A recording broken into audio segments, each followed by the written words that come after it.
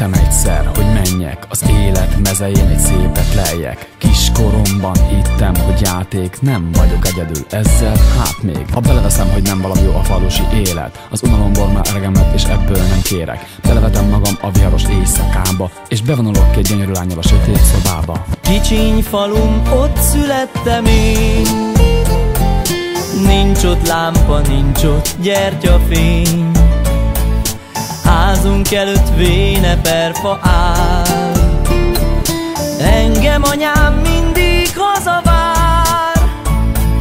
Megírom majd, jó anyám, neked, ne várj haza többé, nem megyek.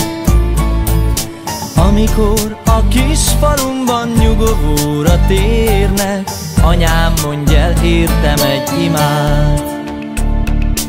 Rendes ember én már nem leszek, minden éjjel zülleni megyek.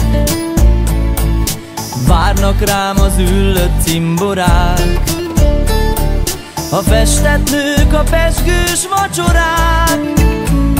Hogy mi lesz a vége, nem tudom, meghalok egy züllött hajnalon. Amikor a kis falumban nyugovóra térnek, anyám, mondj el, értem egy imát.